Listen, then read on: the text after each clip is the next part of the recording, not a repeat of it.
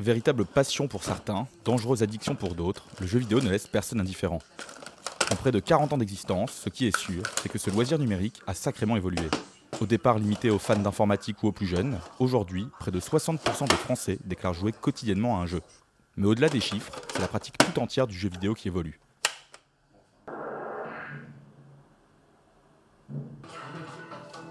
Dans les années 80-90, le jeu vidéo, ça se jouait seul, chez soi, ou à deux, avec un ami. On se défiait sur des jeux multijoueurs et tous les coups étaient permis pour battre son adversaire. De Mario Kart à Mortal Kombat, peu importe la cartouche tant qu'on battait son adversaire. Mais cette époque paraît bien lointaine. En 2017, les compétitions sur certains jeux vidéo remplissent des stades et sont regardées par des milliers de personnes sur Internet. Le jeu vidéo a depuis longtemps obtenu ses lettres de noblesse, mais certains rêvent d'aller plus loin et d'en faire un sport à part entière.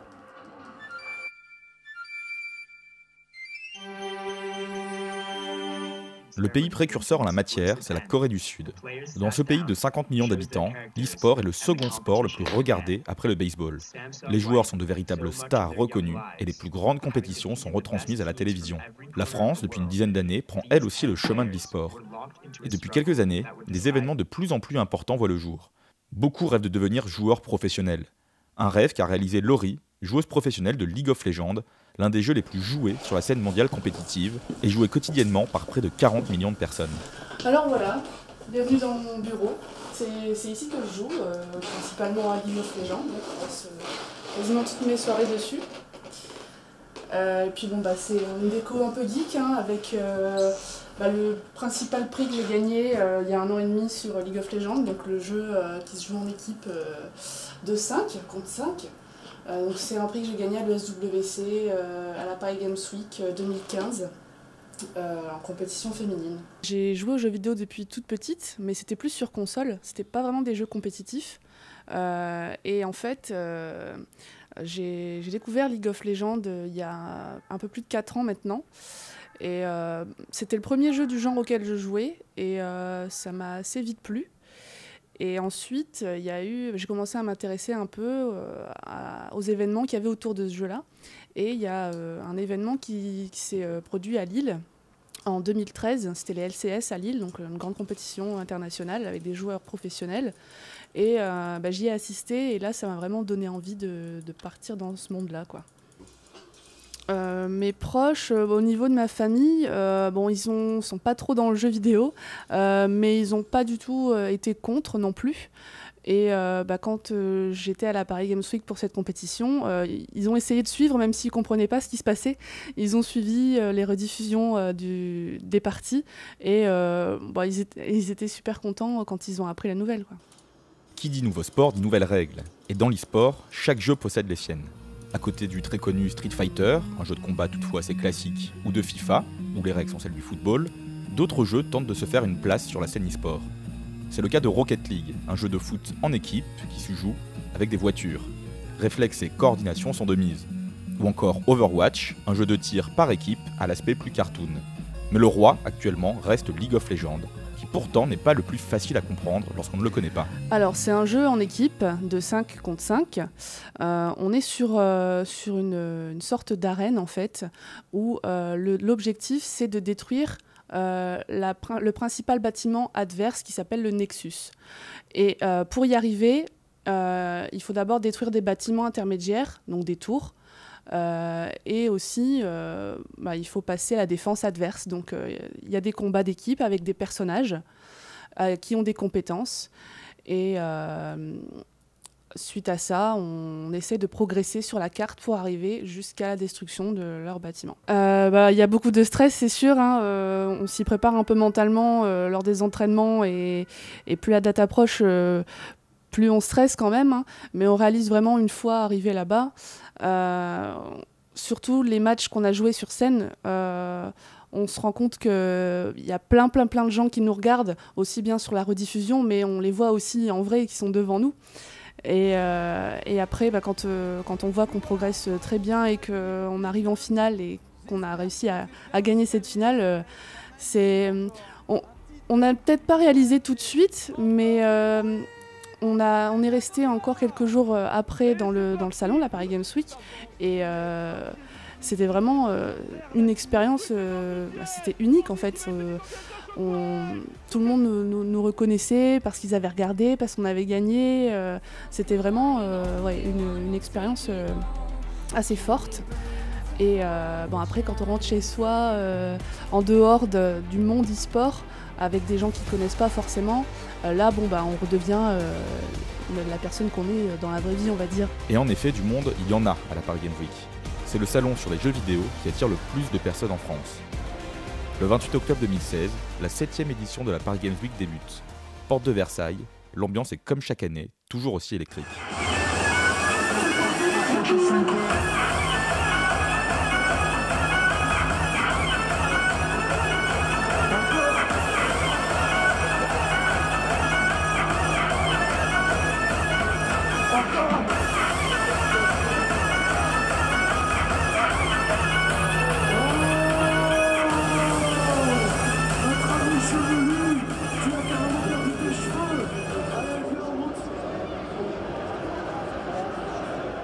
La PGW, de son petit surnom, accueille chaque année près de 300 000 personnes. Nouveauté de cette édition 2016, le salon a dédié un hall entier à l'e-sport, témoin de l'engouement autour de cette pratique. La salle est immense et plus de 4000 personnes sont venues observer la finale mondiale sur FIFA ou le championnat mondial de Counter-Strike, un jeu de tir à la première personne par équipe où la moindre erreur est fatale. La compétition, organisée par l'ESWC, le principal organisateur de tournois mondiaux, est digne d'un show à l'américaine. Les joueurs, eux, sont acclamés comme des stars.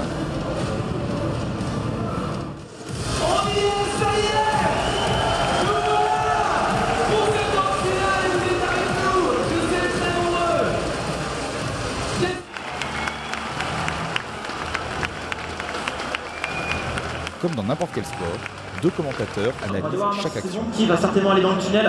Il faut absolument qu'il soit dans le tunnel pour couvrir une position très importante, sinon la reprise de paix va être vraiment facilitée pour XMS.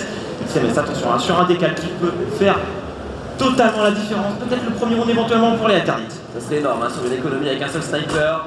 La finale opposait les Français de la team LDLC aux Allemands de Atax.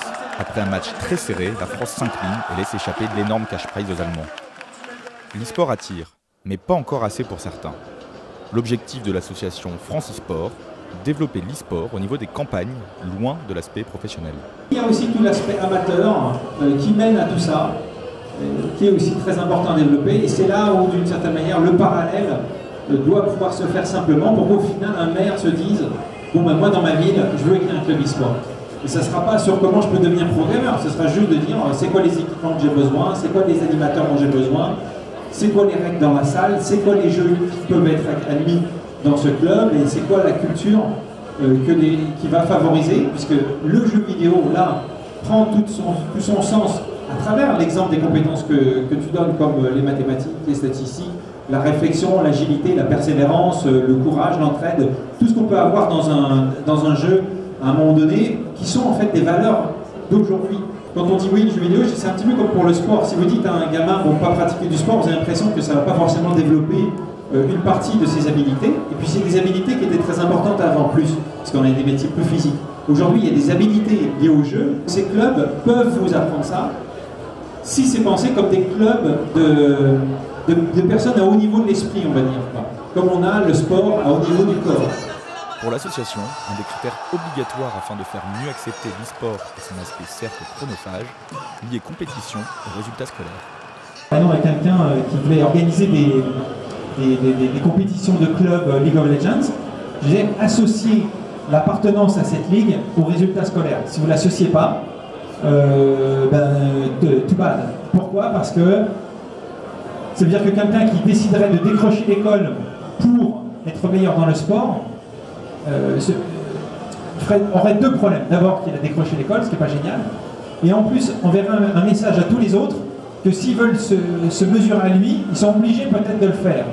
Alors qu'en fait, si vous êtes obligé d'avoir une bonne moyenne à l'école, bon déjà ça rassure beaucoup les parents, mais en plus ça dit qu'à n'importe qui veut commencer à jouer à ces compétitions, c'est que de toute façon les autres sont sur le même pied d'égalité, donc ils ne peuvent pas rentrer dans une sphère où ils handicaperaient leur vie. Et si on regarde, l'État est prêt à vous aider si vous voulez faire de la musique, en faisant de la musique-études, ou faire du sport, si vous faites du sport-études. mais il y a des contraintes d'études. Voilà. Donc il va falloir aussi intégrer ces contraintes d'études pour qu'au final, on puisse pratiquer du jeu vidéo de manière saine. Et en tant que gamer, je serais très content de pouvoir le faire parce que je vais montrer qu'avec 3 heures de pratique par jour, je suis capable d'être meilleur que l'autre qui fait 3 heures de pratique par jour. L'e-sport études paraît encore un peu fou, mais les réglementations en vigueur autour de ce sport évoluent, et l'État français se penche de plus en plus sur la question. En novembre 2016, une loi sur le numérique est venue officialiser le statut de joueur professionnel, en leur permettant de cotiser, et facilite l'organisation de tournois qui étaient auparavant assimilés à des loteries. À côté de ça, des grands groupes tels que Orange, L'Équipe, Canal+, ou Being se déclinent en version e-sport. Même le géant TF1 compte lancer un Love Story Special Gaming sur sa plateforme en ligne.